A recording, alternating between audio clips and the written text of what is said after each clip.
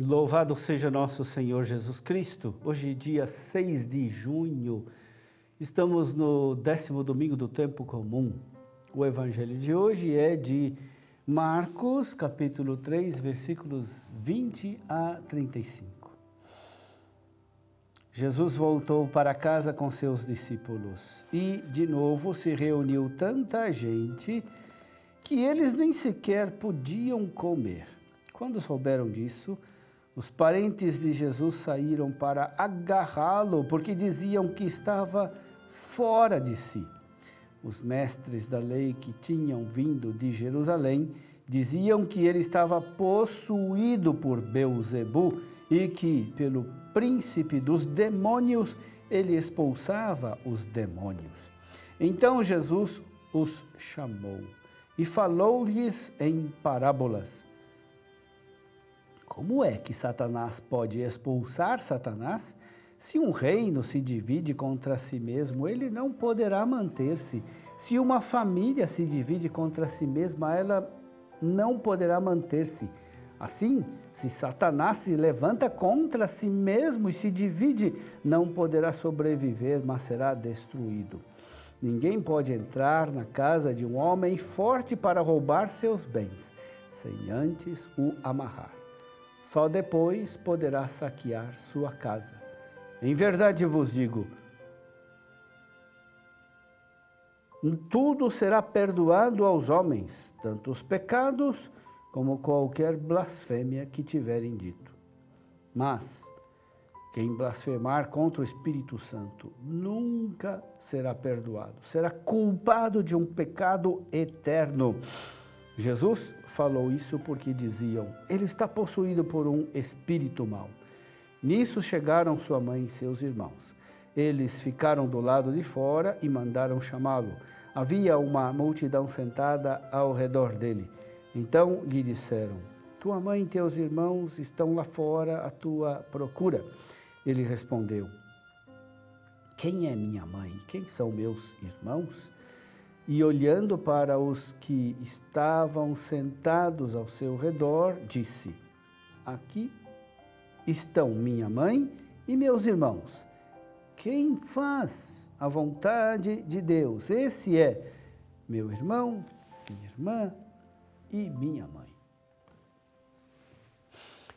Meu irmão, minha irmã, no evangelho de hoje, Jesus anuncia a derrota do reino de Satanás. Tal derrota estava prometida desde o início do mundo e agora se torna realidade com a ação de Jesus Cristo.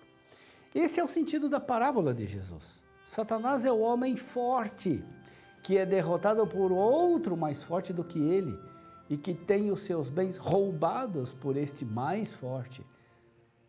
Satanás está para acabar. Ele é amarrado e sua casa, ou seja, o seu reino, o mundo, é saqueado pelo mais forte que é Jesus. Agora Jesus inicia o seu reino.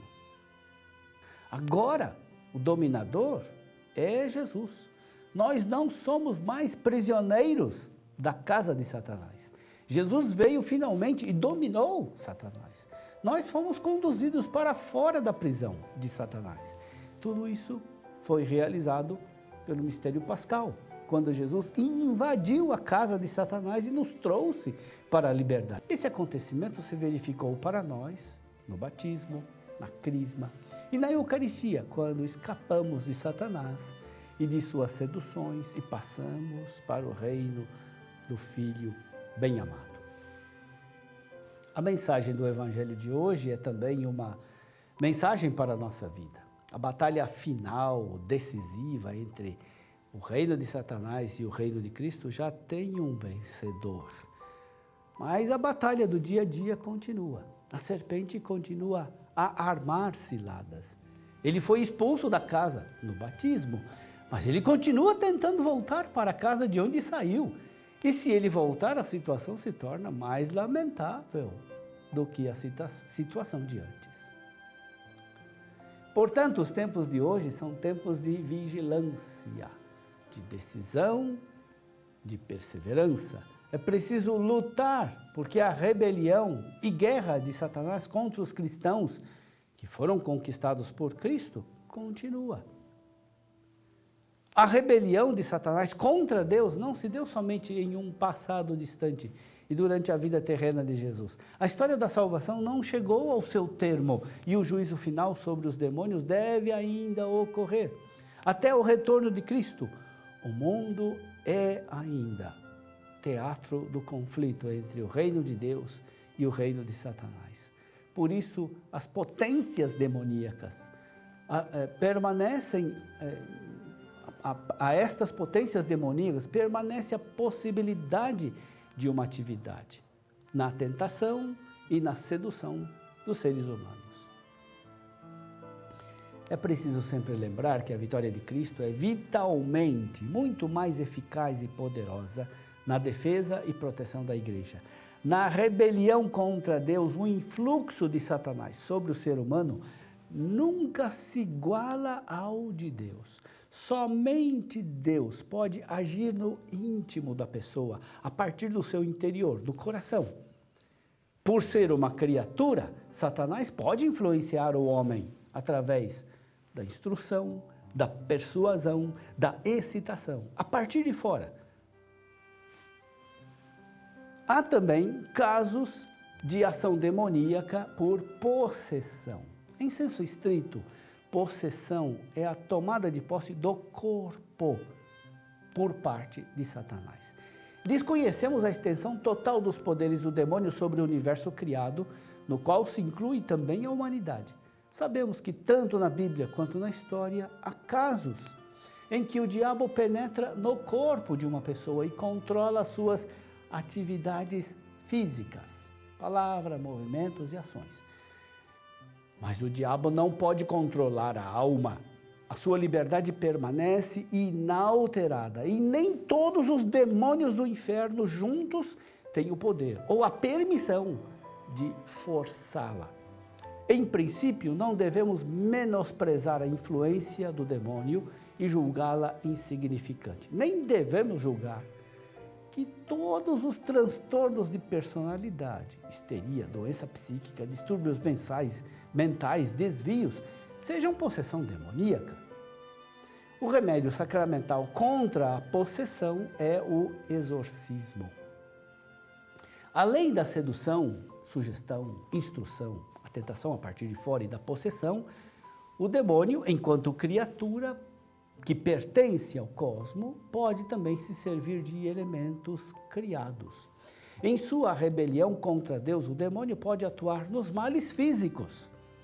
Para entender, então, essa distinção entre males físicos e males morais, é importante estudar o catecismo. E o demônio pode, então, interferir nos males físicos em modos e graus diferentes. Mas também, nesse caso, é muito difícil ver com clareza se um evento na natureza, por exemplo, um cataclismo, uma catástrofe climática, uma pandemia, pode ser explicado como fenômeno natural ou deveria ser atribuído aos poderes demoníacos. De fato, atualmente o homem, graças ao progresso das ciências naturais, está em condições melhores para compreender e interpretar os eventos climáticos, sísmicos, ambientais, ecológicos, do que as gerações passadas.